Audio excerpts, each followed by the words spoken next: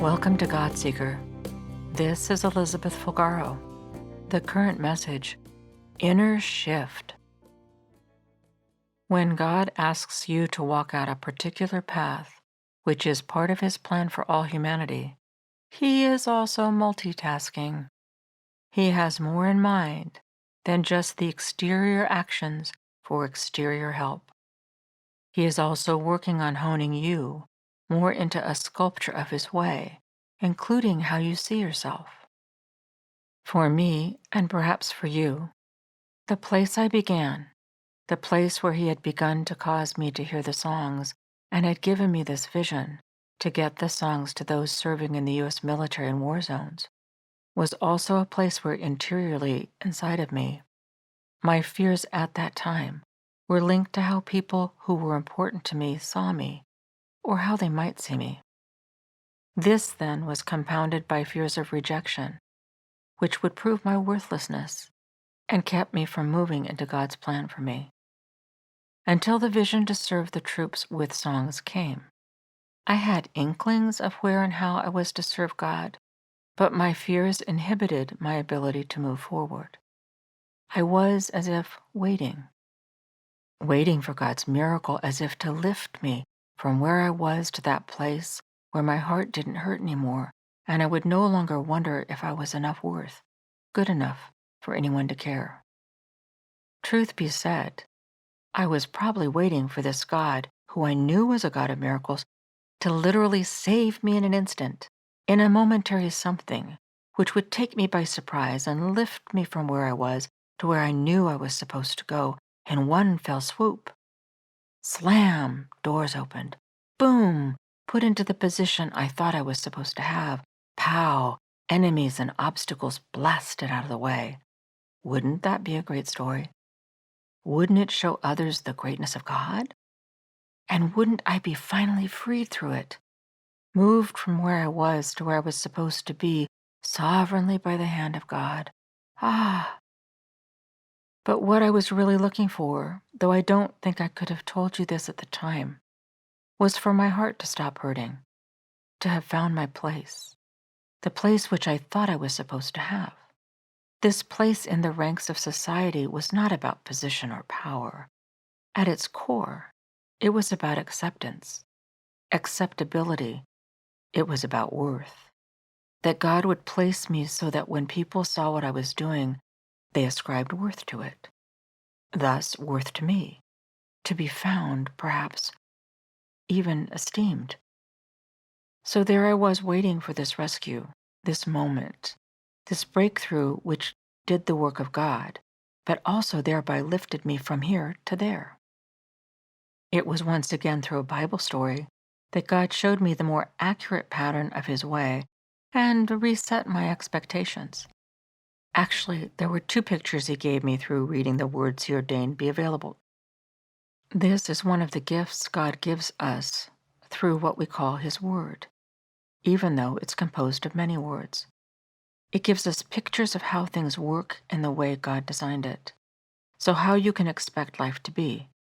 In right expectations, there is an increase of inner calm and even joy.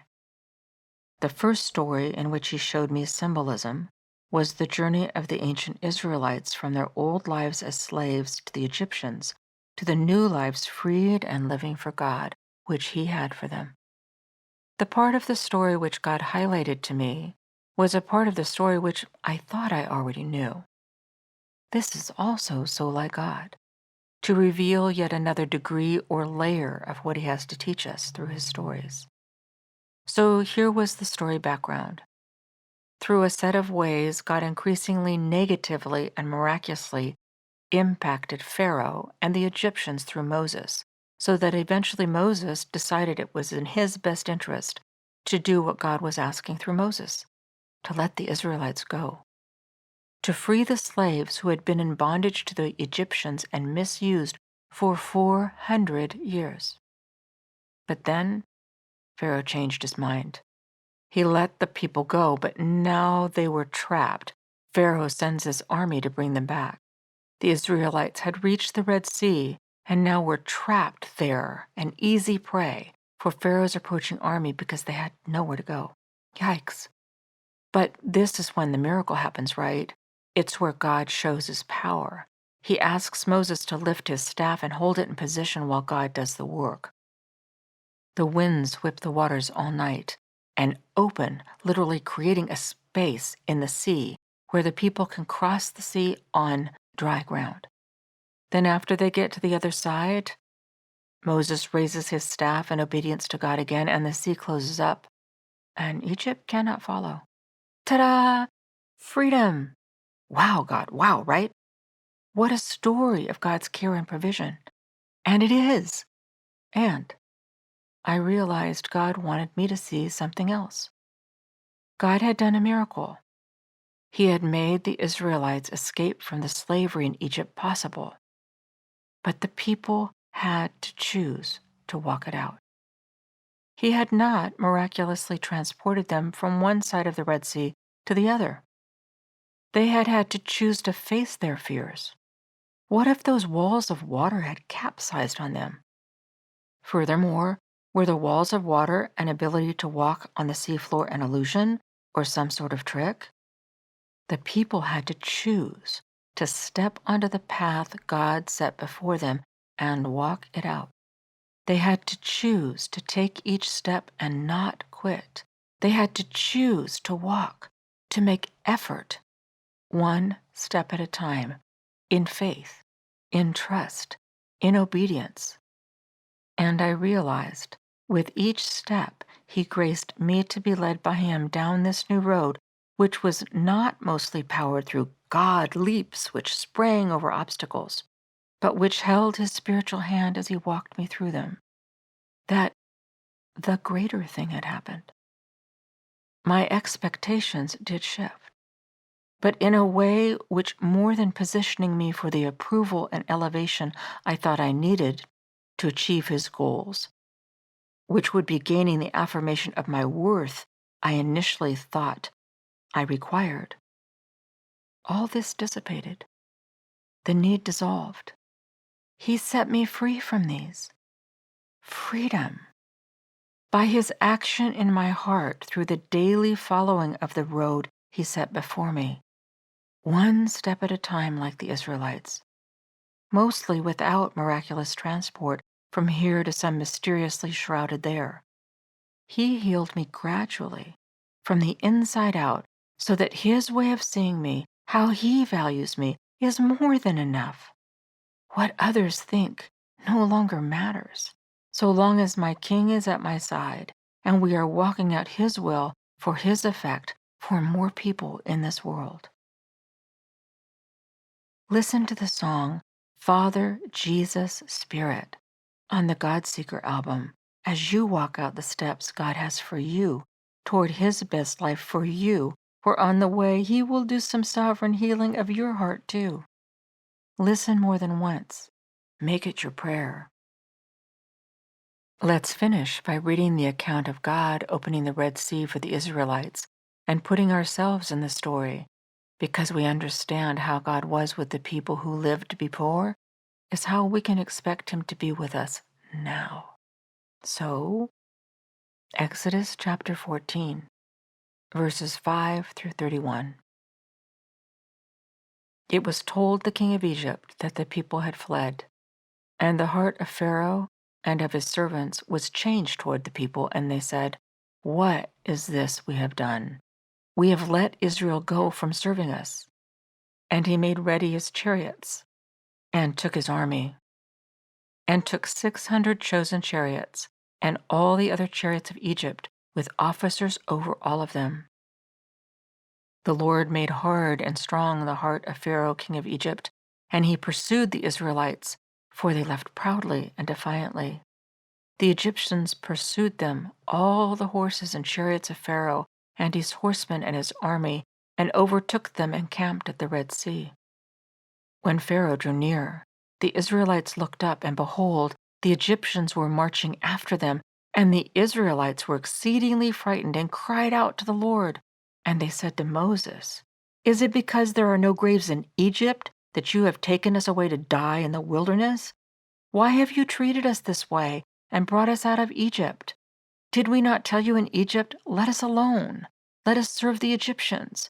For it would have been better for us to serve the Egyptians than to die in the wilderness." Moses told the people, "Fear not.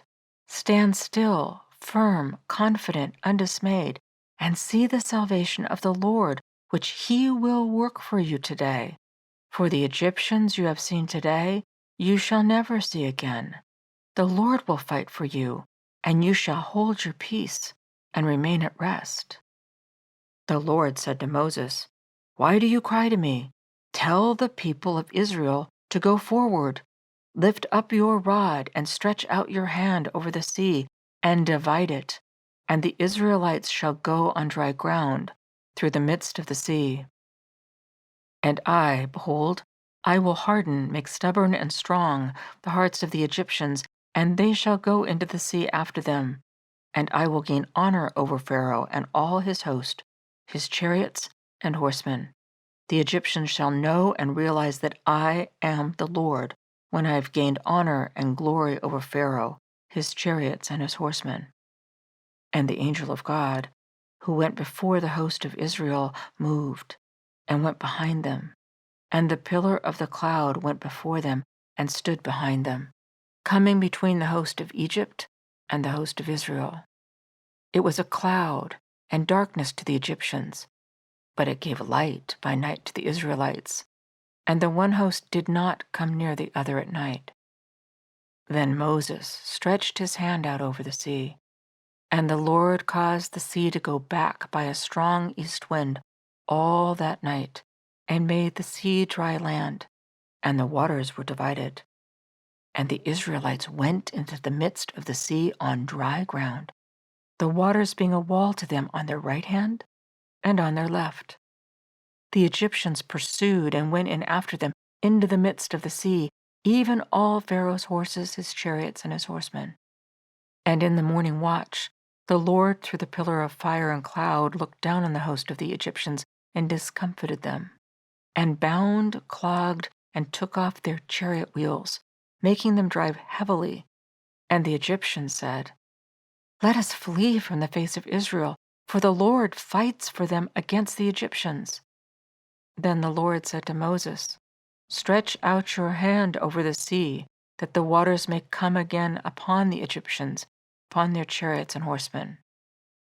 So Moses stretched forth his hand over the sea, and the sea returned to its strength and normal flow when the morning appeared. And the Egyptians fled into it, being met by it, and the Lord overthrew the Egyptians and shook them off into the midst of the sea. The waters returned and covered the chariots, the horsemen, and all the host of Pharaoh that pursued them. Not even one of them remained. But the Israelites walked on dry ground in the midst of the sea, the waters being a wall to them on their right hand and on their left. Thus the Lord saved Israel that day from the hand of the Egyptians, and Israel saw the Egyptians dead upon the seashore. And Israel saw that great work which the Lord did against the Egyptians, and the people reverently feared the Lord and trusted in, relied on, remained steadfast to the Lord and to his servant Moses. Thank you for joining in. God Seeker messages are sponsored by Eagle's Nest Foundation. This is Elizabeth Fulgaro. I am praying for you. Until next time, listen to Father Jesus' Spirit and keep seeking God.